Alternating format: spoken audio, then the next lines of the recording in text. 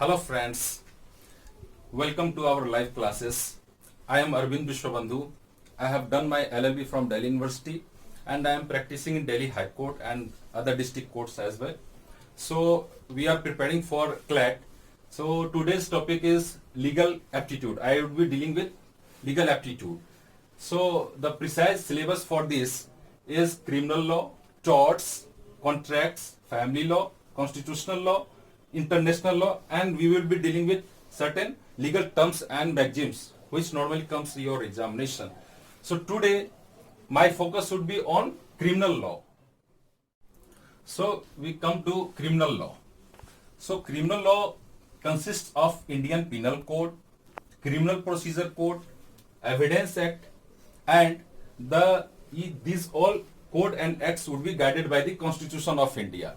As you all know that all the acts and codes are principally guided by Constitution of India.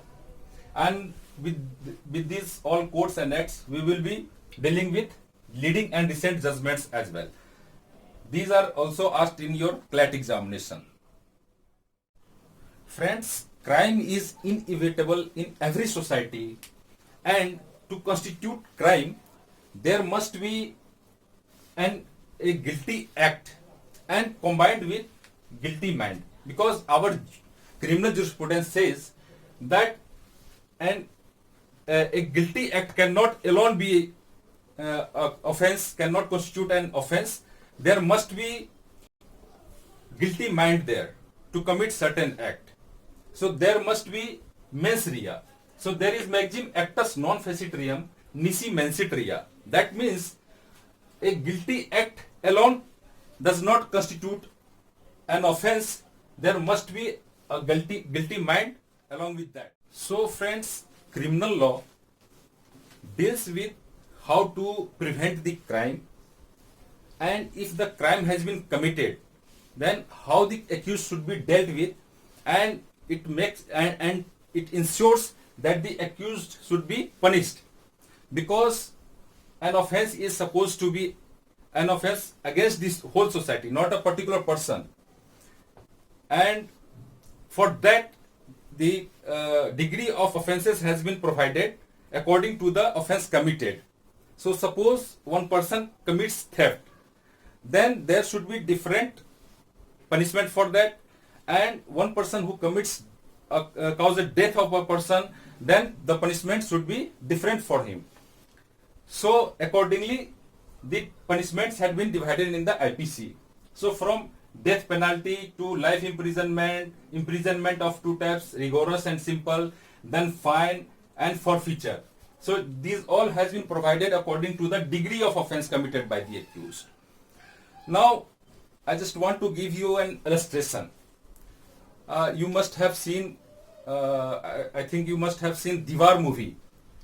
उसमें शशि कपूर एक police inspector होता है, and एक बच्चा जो है एक ब्रेड का टुकड़ा दुकान से लेके भागता है चोरी करके, क्योंकि वो भूखा होता है, और पुलिस इंस्पेक्टर उसका पीछा करता है, उसको वार्न करता है कि आप रुक जाओ, लेकिन वो बच्चा रुकता नहीं है, तो वो अपना पिस्टल निकाल के उसको गोली मार देता है और वो बच्चा मर जाता है. तो क्या आप समझते हैं कि एक चोरी, सिंपल चोरी के लिए उसको डेथ कॉज कर देना, क्या वो सही है? क्या पुलिस को यह परमिशन है कि किसी की जान ले ले? नहीं. उसके लिए डिफरेंट डिग्री ऑफ ऑफेंसेस के लिए डिफरेंट डिग्री ऑफ पनिशमेंट बनाए गए हैं, और पुलिस को भी रिस्ट्रेंट किया गया है कि जितना फोर्स का यूज किया जाना चाहिए किसी क्राइम को प्रिवेंट करने के लिए या किसी एक्यूज को कंट्रोल करने के लिए, उतना ही फोर्स यूज करना है.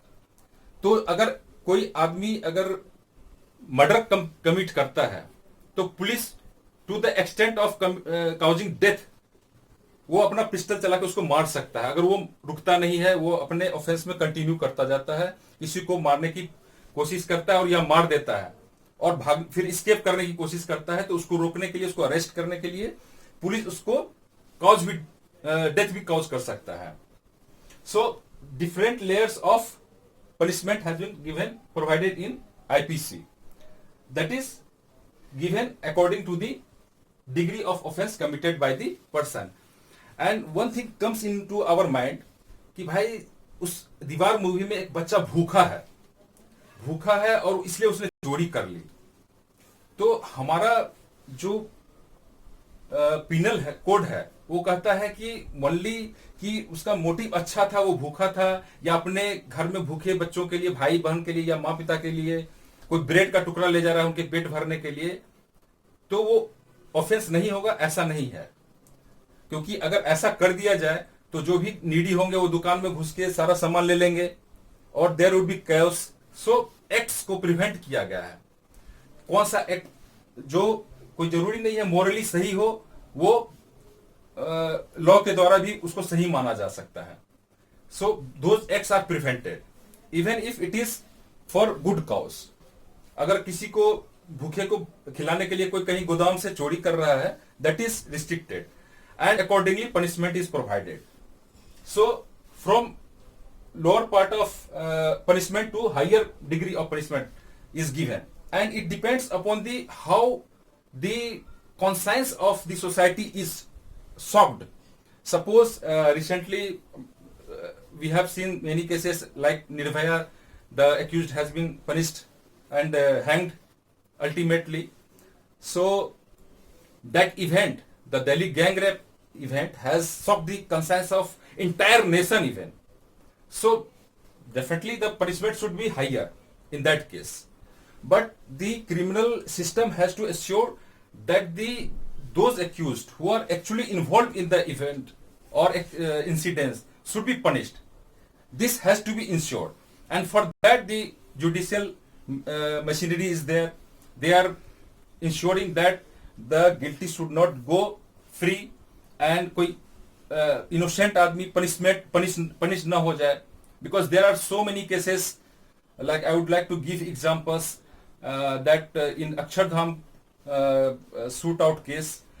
So in Gujarat, there the police, they picked up certain innocent persons from the area around and they booked them, and ultimately they were acquitted by the Supreme Court, and Supreme Court was really very anguished by the conduct of the police officers. So the machinery ensures that there should not be caused injustice to any person, whether it is accused or whether it is victim. So accordingly, Constitution of India has given certain rights and safeguards to both the criminals as well as to the victims also. So there are certain things that like Article 14, basically 14 says that every person should be treated alike, because our criminal jurisprudence says that if a person commits crime and he is brought to the court, then criminal jurisprudence says that, see, you have to consider him innocent till he is proved to be guilty, and therefore and other principle is that the burden of proof always lies on the prosecution. They have to prove beyond the reasonable doubt. And for accused also, if the burden shifts on the accused, then he has to prove it as if it is a civil matter, because in terms of preponderance of probability he has to prove, not beyond reasonable doubt as imposed on the prosecution part.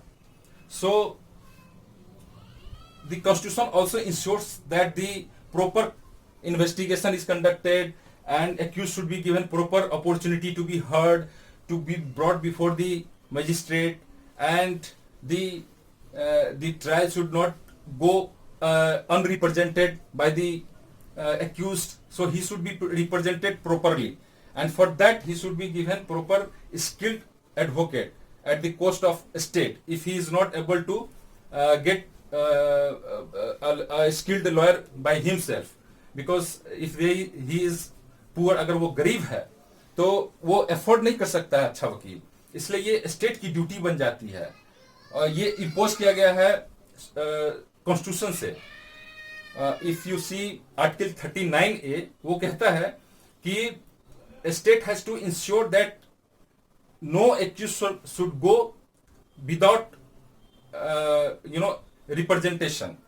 He should be properly represented. So in this event, I recall one case, one American case, that is Gideon Trumpet case. So Gideon was a poor chap and he was vagabond, very poor person. And one night, what happened?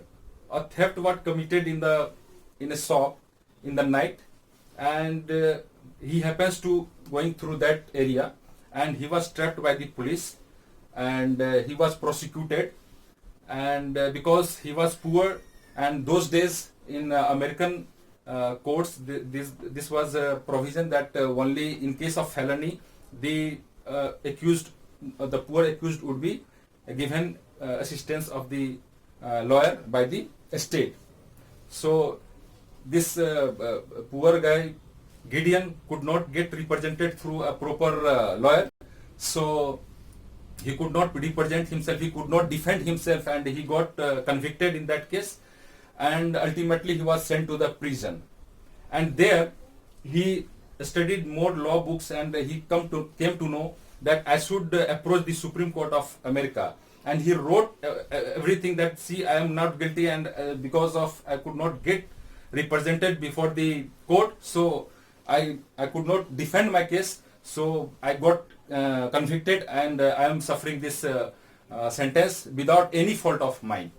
And the Supreme Court, American Supreme Court, thought it fit to acquit him and not acquit him, and to quash entire this procedure, and unanimously it passed that not in only felony cases the assistance of legal representative or legal counsel should be given to a poor person, in the petty cases also. So from there we inducted this 39A article in our constitution, and it is also because in CRPC, if you see, then section 304 provides legal assistance only in the case of session trial cases. But through many judgments, the Supreme Court had provided that in petty cases, the in trial before magistrates, the accused should be represented by the police. There is cases like Husainara Khatun, state of Bihar, and Khatri versus state of Bihar. In those cases, the Supreme Court held that the state has to ensure that the accused should not go unheard or unrepresented, because it is also against the principle of natural justice. There is maxim audi alteram partem. Audi alteram partem. That means hear the other party. And if the accused goes unheard, then the entire trial. So law provides safeguards for the accused, and equally for the victims also, because there are certain provisions, because the accused has to be punished, and the state takes care of that, and the victim has to be compensated, and for that also CRPC provides that the victim should be adequately compensated.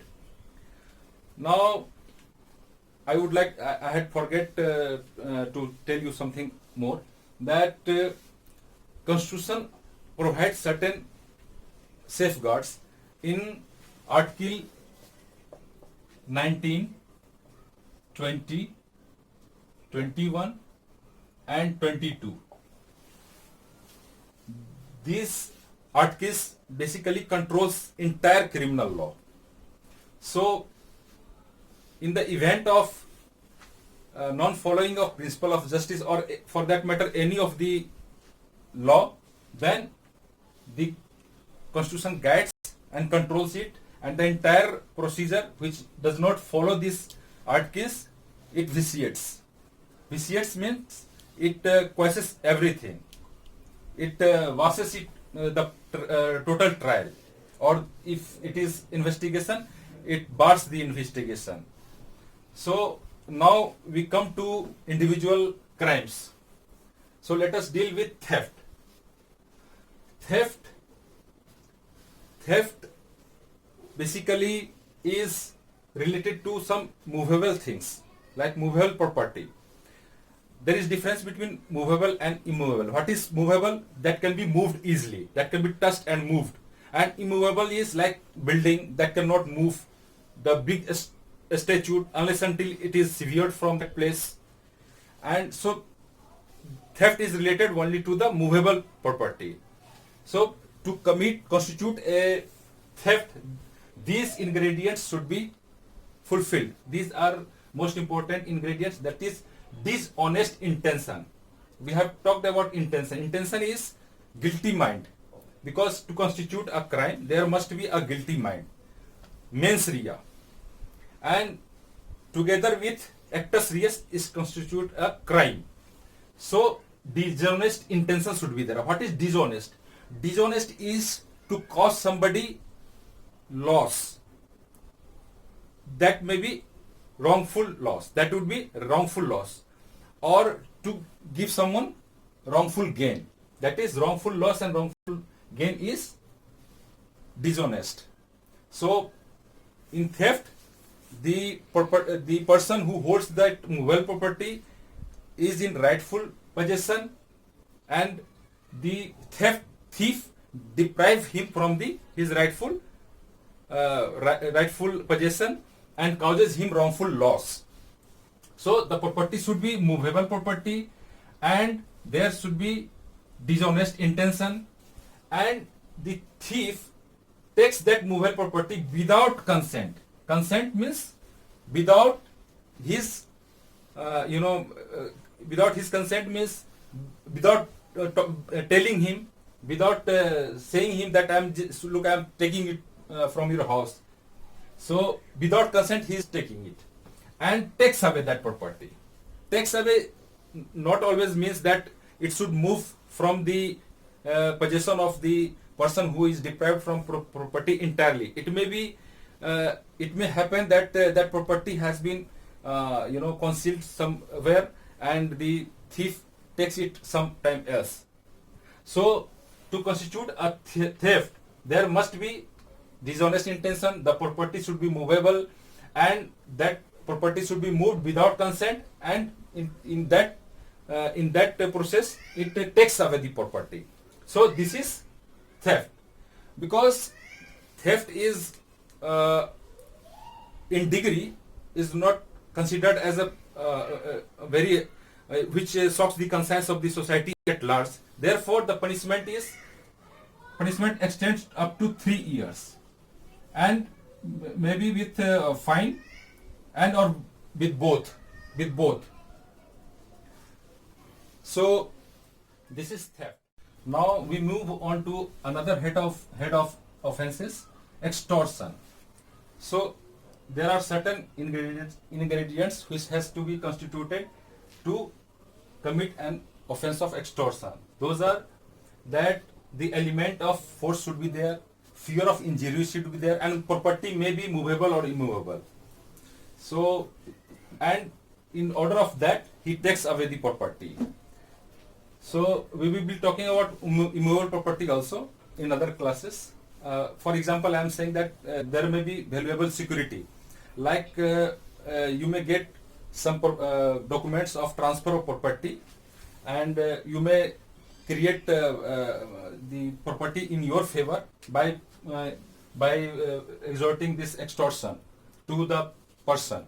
So to constitute an extortion, there must be property which may be movable and immovable property. The fear of injury should be there. Then it comes into our mind, what is injury? Injury is some harm, and then harm should be illegal.